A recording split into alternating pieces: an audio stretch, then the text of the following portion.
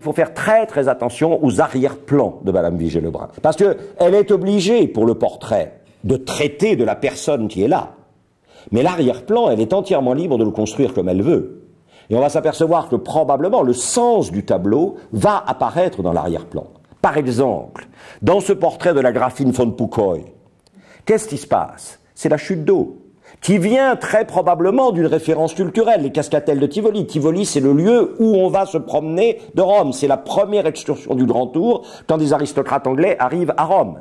Mais quand même, évidemment, inévitablement, quand ça se répète chez la comtesse Anna Potocka et que ça apparaît chez la comtesse Tolstaïa, vous vous dites que très probablement ces eaux qui dévalent, parce que c'est pas des petites chutes, c'est quand même quelque part quelque chose de l'accélération du temps dont elle a été la spectatrice à travers la Révolution française, qui je suis sûr apparaît à ce moment-là. Le décor n'est pas innocent.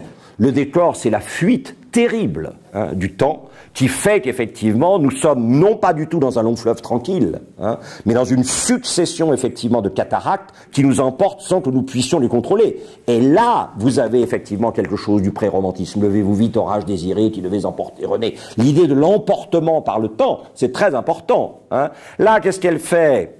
Elle choisit une Sibylle de Cumes du Dominicain, un camarade d'atelier du Guerchin, pour représenter qui? Lady Hamilton. Qui c'est Lady Hamilton? C'est une grande horizontale de Bath, qui a épousé William Hamilton, qui devait faire une fin. Entre-temps, elle est devenue la maîtresse de Lord Nelson, et donc tout va bien. Et alors, il y a évidemment, regardez, le Vésuve.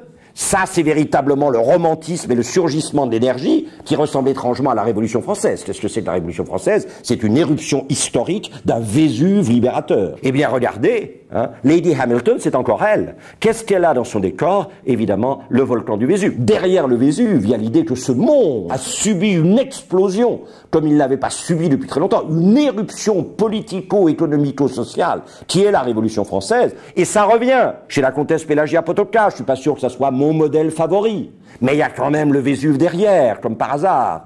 Et dans l'héritier de la couronne de Naples, fils de Marie-Caroline, sœur de Marie-Antoinette, vous avez à nouveau le Vésuve. C'est-à-dire toute cette énergie qui est contenue de manière latente dans le tissu du quotidien, et puis qui à certains moments se tétanise, fait éruption, et détruit toute forme afin de rendre toute chose nouvelle. Et ça, c'est la théorie du sublime. Burke, en 1757, vous dit qu'est-ce qui est important, c'est le sublime. C'est-à-dire cette énergie qui travaille le monde, qui généralement est invisible et puis qui finit par faire éruption et par tout détruire. C'est pas pour rien que les grands paysagistes du XVIIIe siècle sont fascinés, évidemment, par le Vésuve.